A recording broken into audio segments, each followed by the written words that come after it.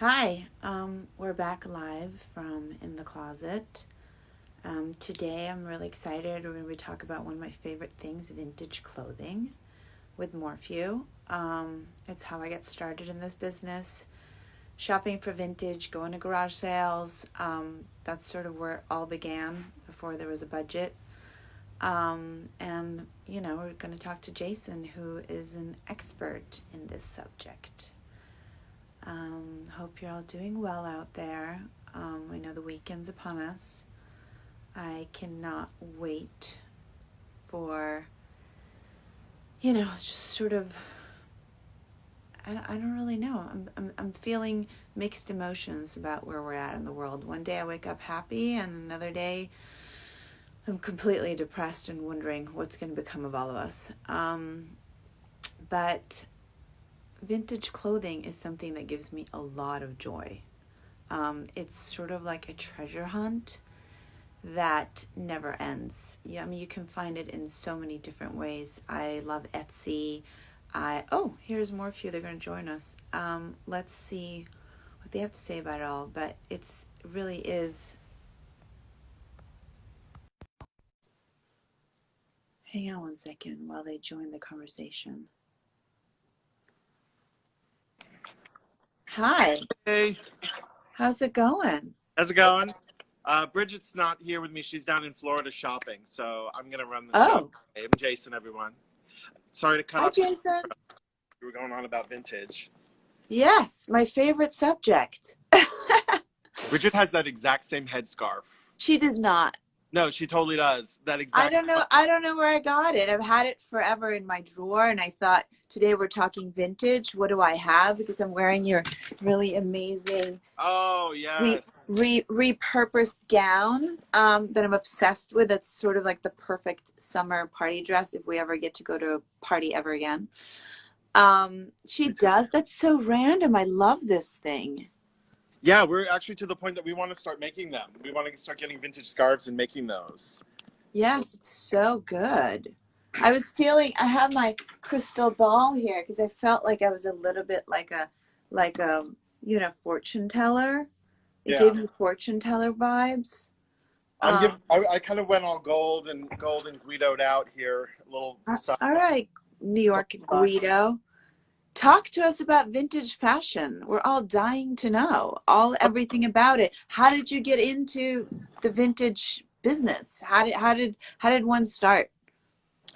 So Bridget and I met over 20 years ago in Florida doing an art and fashion event, and we were both designers. Bridget had like a t-shirt line at the time, and I was cutting up vintage, and actually have a piece from back then, back in not vintage old 90s. So I screen printed an artist's face on there. This was an old t-shirt I got because I started. I know you and I have talked about our mutual love of Barbie, and Yes. that's how I started. Was with my mom's dress scraps, dressing my sister's Barbies, and Okay.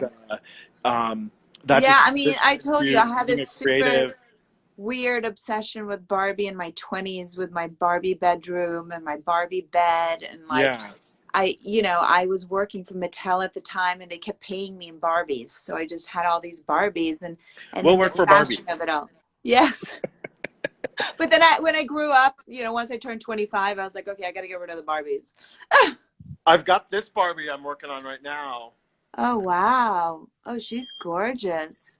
Metal mesh. Oh, you need to send her to us. Oh, she's headed your way for sure. She's I know a lot of people that grab that in a second. With the sleeve, it's like a one sleeve, Uh-huh. two different Is shades it of pink, all it's recycled.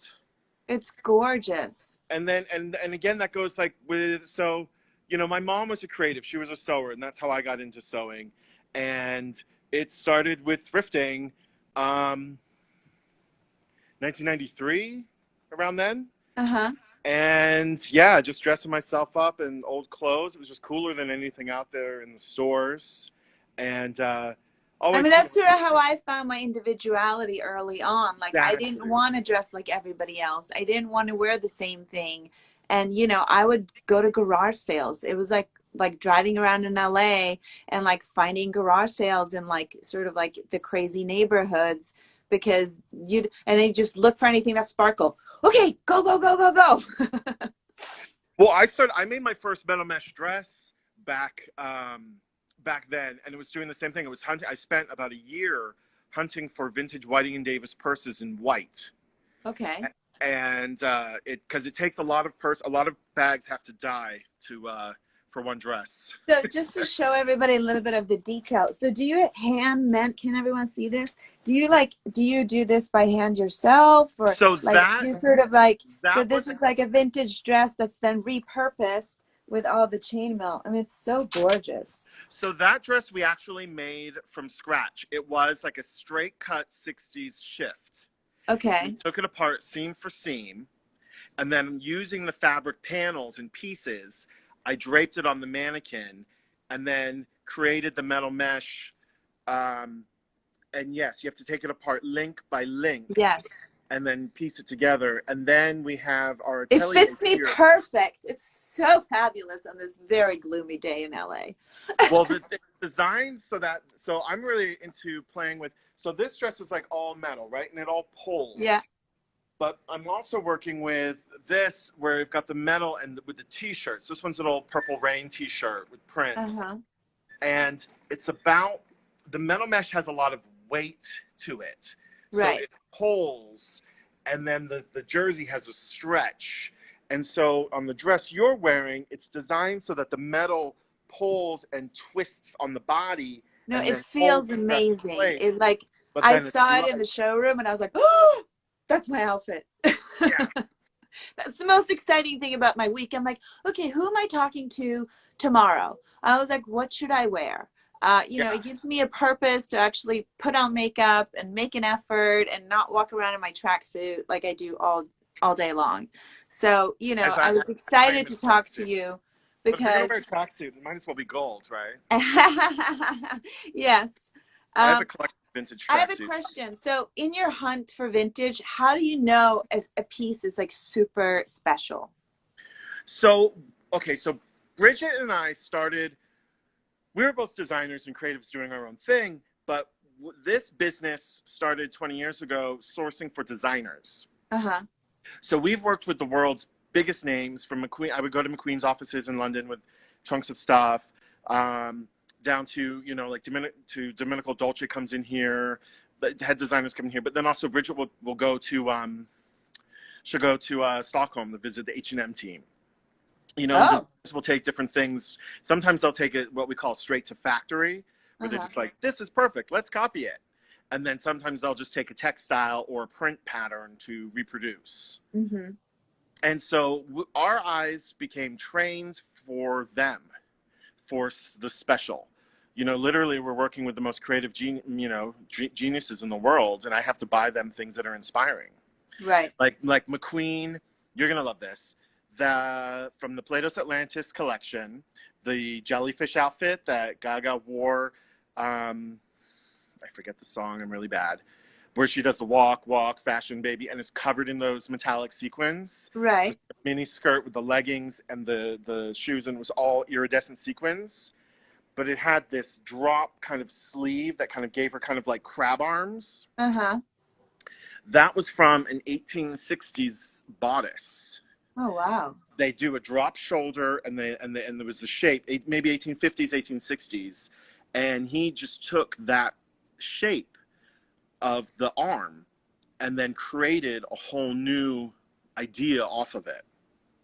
Yeah, I mean, I would say, you know, as a costume designer, that's one of the hardest things is, you know, when you have an idea, you sketch it out and it's amazing, but then to try to get a sketch to reality is very difficult. Like, you know, every time people are like, well, that doesn't look like the sketch. Okay, well, the sketch is flat and it doesn't have any movement.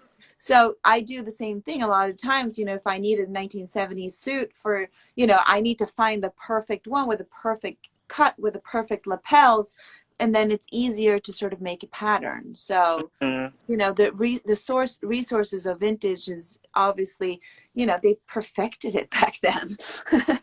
Yeah, and you know, I mean, like Margiela, when he was still head of his house, he would just own up to the fact, and he just put in the label, like, I forget the line, but it will say, like, this was a 1970 suit that we Right. copied and we found it in Seattle. Right. And he'll, like, put that in the label. But every designer does it. Every designer takes ideas and throws it on the runway. It's a sad truth of fashion. And I think this whole thing is kind of forcing everyone to slow down, and designers Well, have I to also get back think to. it's you know, I mean, everyone does it, but it's how you curate it. You know what I mean? It's like anything. Yeah. It's like how you curate your shop. I mean, for everyone watching, Morphew has a shop in New York, and we carry a big collection here in LA at the showroom. Our So, spin. yeah, show us your store a little bit. Two tiers. These are a couple things I pulled. I thought I could see you in this. A little Let's Chanel. see it. What is it? Little, like, Yeah, I'm gonna glamorous put it mom together. with the gold. Glamorous mom. Mom going to the PTA meeting for Yeah. Zoom, which I have today at 2. Or maybe this one. Oh, wow. What's that? This is Galanos Couture. It's a suit I love Galanos. with this big belt. Galanos's quality is, like, unheard of. No, people Yeah, don't know but not what only goes. that, like it's the fit. It's the fit. It's not just a garment, No, it's a but that's what I fit. mean. That's the quality. The Yeah. quality of cut. Yeah. Jeffrey Bean is another designer like that too. It's about cut and fit and shape. I have this 20s coat. That's this Oh, sensational lame. velvet. Uh-huh. But when you see this on, it has this. There's all the seaming to give the sleeve this really cool shape. Wait, I love the couch. Show me the couch. What's the couch? Oh no, it's a chair. Yeah, our chair. Yeah, Oh. we've got a set. I've kind of pushed them aside. There's like a his and hers. Oh, I love. We bought these at auction, and one of our followers on Instagram here, she was like, "Those are my chairs. I gave them, put them in the auction. They were in the Housing They're Works amazing. auction." So tell someone who doesn't know a lot about vintage and all of it, like what do you do? How do you go? Where do you, what's your process? So that's the question that everyone asks, and actually, we're going to be addressing that directly. We're going to start a new Instagram. We're not Uh-huh. sure it's going to be shopping with Morphew or Morphew goes shopping or something like that on the hunt. And Bridget's actually going to do it Sunday, where she's going to take everyone thrift store shopping, and down in Florida. In Florida. Yeah, in Florida. But the thing is, this 20s coat I bought from a collector. Right. The Chanel suit I bought at a consignment shop in Paris. The Galanos Couture came from a dealer out of Miami when we were down in Miami. So do private collectors come to you and say, I'm getting a divorce, I'm getting rid of all this stuff, or how does That's it where the work? best pieces come from. Right. Are direct from people outreaching to us. We have an Atelier Versace biker jacket coming in, covered in gold studs. That the woman's in Germany, and she just reached out to us directly. We had some amazing Vivienne Westwood pieces that a woman from Italy reached out to us again directly. Those ended up going to auction. But then you never know what you're going to find. So, like, Right. Bridget is down in Florida, and she's going to go thrifting, and I found a beaded Victorian cape in San Francisco Haight-Ashbury thrift store once.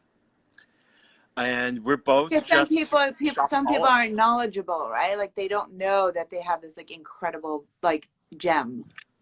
Oh, people, I mean, we do a lot of events too, and anyone who sells vintage will eye roll for this. But, you get the woman coming through the racks, and she'll be looking at everything, and she'll be like, is this used? And you're like, girl, you need to leave now because you're not interested in this product. Yeah, I mean, I go to a lot of those. I go to a lot of those vintage shows here in LA too. It's my favorite thing to do. I save up for it and literally bring my cart, and I'm all professional. I have to be first, and I get super stressed out that someone's gonna beat me to it. And until I find something really great, I'm like a wild puppy. Yeah, I get that way going to a flea market where you're like I'm cool, and then each step closer to where you get, you're like, I gotta get it, you know, like I gotta get everything. I gotta get everything. What's the most amazing like piece you've ever found? Okay, so this one's really exciting. I put on the mannequin. This is a jumpsuit from John Galliano's Susie Sue collection. He showed it with a mini skirt. This is not the skirt he showed it with, but it's what I had. This is a super cool piece. This is one of those pieces, like this should be in a museum. It's a cat suit? It's a cat suit. Well, and it's woven with this, and it's from the collection he did where they all had Egyptian headpieces. I think 1997 or 1998. Wow. And that was just hanging on a rack in a vintage shop in Paris. Incredible. Where they had other stuff, but then they had this. I was like, whew. And the woman and that and a jacket I bought from the same woman, and she said that these were both from a woman who worked at Galliano, and these were from her private collection. So I have this piece here, which is gorgeous, and you know, wow. came out of the same collection. That's pretty spectacular. Yeah, it's pretty rock and roll. There's a I found Schiaparelli Haute Couture in LA at just like a great little vintage shop there. You never know. Most amazing pieces. I love the 30s. McQueen and Galliano, like we had, there was a costume house here in New York, and they were having a sale, and we went, and they had, lighting's really bad here. They had a McQueen gown from the Deliverance collection. That was totally a gown that inspired me as a designer back early in the day. And so that was exciting to find that amongst racks of like police uniforms and cheap stuff from like Chico's. Okay, I have like $1 million question. So as a vintage lover, you know, a lot of time, because I have a lot of 20s and 30s as well, but like when the seams rip, like, which is like they do all the time because they're so old and sensitive, like that's super annoying. And then the other thing is, how do you deal with moths? How do you get rid of moths? Because you cannot avoid it being a vintage collector. It's preventative. It's just like not getting sick. Take your vitamins before so you don't get sick. Okay. So every new thing that comes into our space is either dry cleaned or steam cleaned. And the heat will kill any latent moth eggs. Okay. And so steam cleaning everything, that will clean any moth eggs. Because I do that too. I dry clean all my vintage. Like, you know, second I buy something, it goes straight to the dry cleaner. But so that's the tip, to like, you just have to dry clean everything. With each new piece that comes in. Now, moths eat wool protein fibers. They don't eat cotton or linen or silk. There are bugs that eat silk. They're not moths though. But the trick is, just with any new thing comes into your space, clean it first. Because their eggs are tiny. They're like little dust. To get rid of moths, if you had a moth problem, you need to go piece by piece in an orderly fashion down each piece. Any single thing that is wool needs to be pulled out. Anything that was next to something that was wool needs to be pulled out. And you either need to clean it or you need to steam clean it with hot heat. We have, of course, we're would a regular steamer work or no? Well, I mean, for water to boil and become steam, it has to be pretty hot. So I think most average steamer would be fine.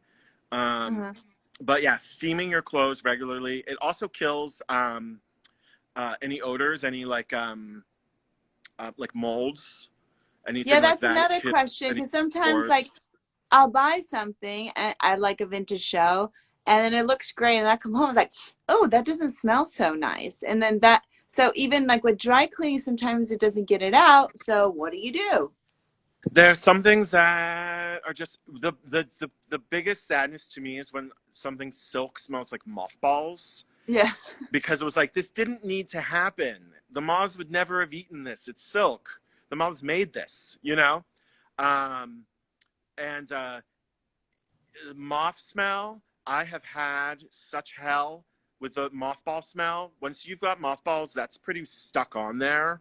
I will, you have to kind of soak things in water, but then that's a whole nother, there's only a certain percentage of things that can be soaked in water.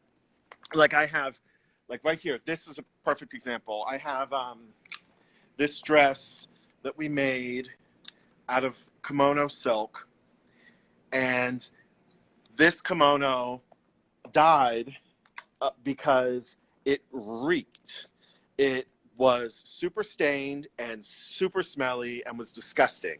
And so I was like, well, it's not usable as a kimono. Let me see what I can do. So this was an experimental. It just comes from trial and error.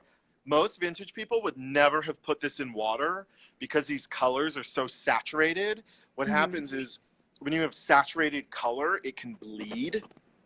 And then the whole thing is, but because it was so far gone and so stinky, I was like, So what did you do? Just put it in water? I soaked it repeatedly In hot water. in cold water. Cold water. And Cold water hot took the water smell makes out? dye. Hot water makes dye run.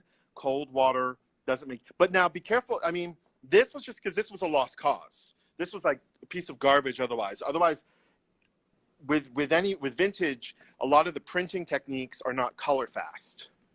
So you can totally destroy something with water. But always with washing vintage, you got to start with cold water or like room temperature water. Hot water sets stains. And then you soak. Things will soak. Like this was like, now the silk is like super soft and super flowy, but this was like stiff and caked up with like gunge and dirt. Because this was an old kimono. This one's probably about from the 30s or 40s. Yeah, I mean, I know that you guys have like a huge kimono collection, which I Yeah. love, that you also repurpose with the fringe and stuff. Show us some more pieces that you have on your mannequins. Here, let me do this.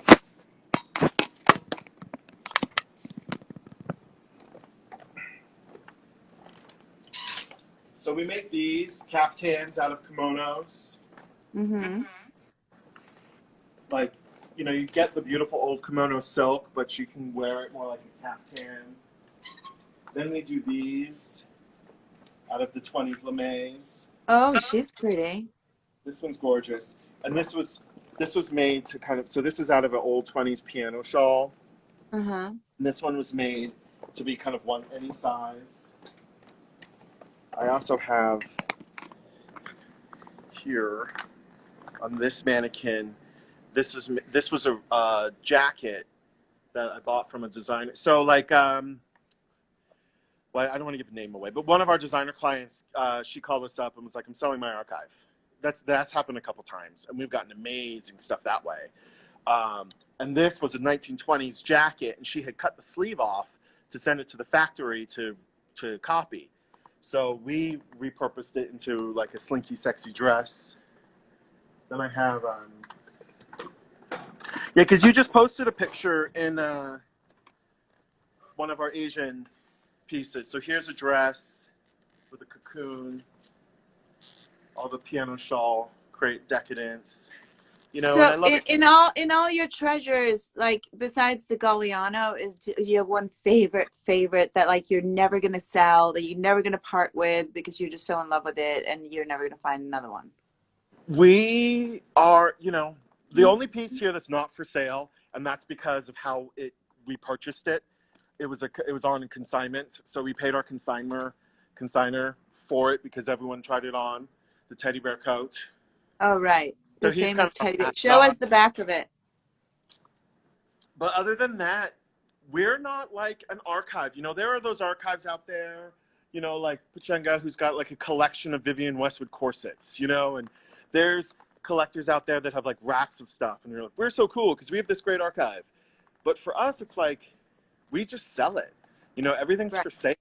I've got like, you've seen some of this, everyone loves the Versace, it's like, Okay, so anyone watching that, doesn't know, so you have this new amazing website that also has a section for the residency that shows the pieces that we have in LA. So if anyone needs to try it on and that's in LA, you know, it's by appointment only. Got to wear a mask. Might I make you dress in the driveway? We don't know yet. Okay. Yeah, you guys are. So one of the things an initiative we've started with our website is this is a really cool piece. This jacket's covered with perfume bottles. Oh, wow. This was made for Estee Lauder. Isn't that fun? I wish I could be like, just make me a coat out of perfume bottles because I'm the Åkerlund, but you know, I'm not I Estee see your Lauder, so coat who's to made say? with perfume bottles. We've got so much great stuff. I've got, you know, this Pucci. This is all beads, all sequins. That one's pretty amazing. We have a silent favorite. Everyone is Jeffrey Bean. Just his simplicity is just so beautiful.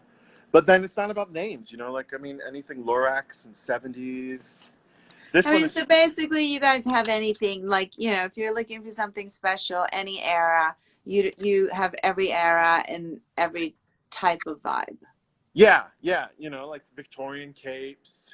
But everything's gonna be special. You're Ooh, not gonna get. I Yeah, this like one's cool. her.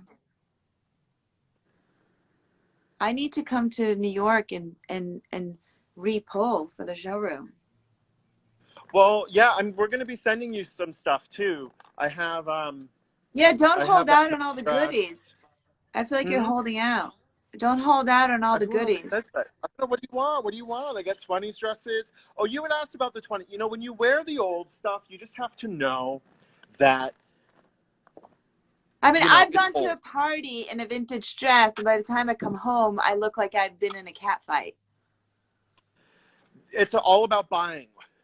It's all about how you buy. This right here, this is a cape from the 1850s. Silk. Crush it. See how it's fine? Yeah. If I crush that and it's a million sharp wrinkles, this is dry rot and this will crumble apart on you. So Okay. when you're out there shopping, it's not necessary. This is almost 200 years old. You know, when you're out there shopping, you want to make sure that you're not buying something that is dry rot and is gonna crumble apart on you. So that's a test. So the Another thing question that will happen is is every single piece in your shop online? most everything. That's what we've been doing this last 2 months is going through it piece by piece, Okay. and getting our new inventory system done. Because it's tricky. Because it's like look, it's so much It's a stuff. needle in a haystack. Yeah, Yeah. and yeah, I came Um, up with pictures. I wanted to show you more of the antiques. This one's cool. This is old. This is again 1850s. incredible. I mean, I always get so excited when you send new stuff. If you Um, want old stuff, we can send you some 20s. I have 20s dresses that are stable and strong and well, I feel wearable. like summer is coming, and any of these, you know, because we're all going to go to so many parties this summer. So any of these party dresses, because we're all just going crazy, always does really great. We're doing things like so. This is again one of our reworks. This is all Victorian cotton Uh-huh. with Victorian lace. Little party dress. We also do this. This is made out of 20s. See, because we design out of antique textiles. Like this was a 20s dress, but again, I've washed and soaked and cleaned this because I can crush this, and it bounces back. It's not It wrinkled. doesn't it doesn't tear. It doesn't tear, and All that's right, what you got next to watch next out time with. I go shopping, I'm gonna be like squeezing everything because there's And I'm babe, coming home with stop. some. You're like, I Yes, got to test the yes, melons. I got to test the melons. yes. Um, yeah, and then another thing we do is I was going to send you this one. This is Oh. all Victorian cotton. Those are These my big, favorite type of pajamas, is by the way, because they're so light. Like I always buy 1800s slips to sleep in. because I love the cotton. I like, why do we make cotton like that today? Like, what's the difference between the cotton? It's organic cotton. There's no pesticides. Right. The fibers today the plants are given all sorts of chemicals to grow fast, so they don't grow as smoothly of a fiber. Additionally, so cotton fiber is like that ball flour, right? Right. It's all spun around. It goes through a cotton carding process where the smaller fibers would fall off and become trash. Today's technology has figured out how to utilize every little piece of the cotton fiber. Now, if you look with a microscope at a piece of thread is made with numerous fibers that are twisted together to create a long thread. The reason silk is so smooth is because the silk fiber is so long. You don't have the ends of the fiber poking out. Right. So today, contemporary cotton that's cheap is shorter they're called the staples. They're shorter staples, and so when they twist, the little ends inherently poke out, and that's what you feel subtly as a scratchy knit fiber. The antique stuff, they don't have those short fibers. They only have the long fibers. Additionally, only long fibers for everybody. That's I get like that's the only thing I want is long fiber clothing because it's really soft. Yes, and you get these like, I mean, look at this cotton. No, exactly. It's like it breathes. It's so sheer, and it's just so fine. I mean, there's no way I could show you on the camera here for people to see. No, but it's if funny. you guys ever worn these antique cottons, I used to have a collection of. You know what? We should even send you a couple of these. Out of my old collection, I used to wear Victorian shirts. So our menswear collection is growing, and we have like. I always buy old men's tuxedo shirts because I like wearing them. This is this one's not a tuxedo one, but this is this is particularly old. This one's probably like 1870s, and the weave of the cotton is super, super fine, super soft. It's funny because in the south of Sweden, this very little town that, we have our summer house, there's this vintage shop, and this woman like collects top hats from like all the elderly people in the neighborhood that pass away. So every summer I probably have like 40 top hats from the 1800s.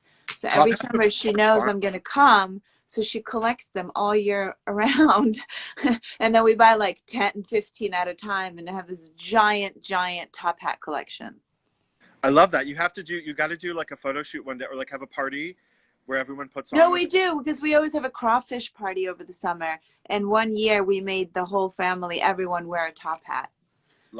Sometimes costumes we would top as we've done it all, but Well, Jason, this has been amazing. Thank you for sharing all your knowledge with us. I feel much smarter when it comes to cotton and moths and all of these things that no one talks about that we all want to know. And we can't wait to see all your new pieces. Yeah, so crush your vintage before you buy. Great. Crush it, baby. Crush it. Yeah, thanks for tuning in, and and have a great weekend. We'll talk soon. Yeah, totally. Take care. Okay, big kiss. Bye.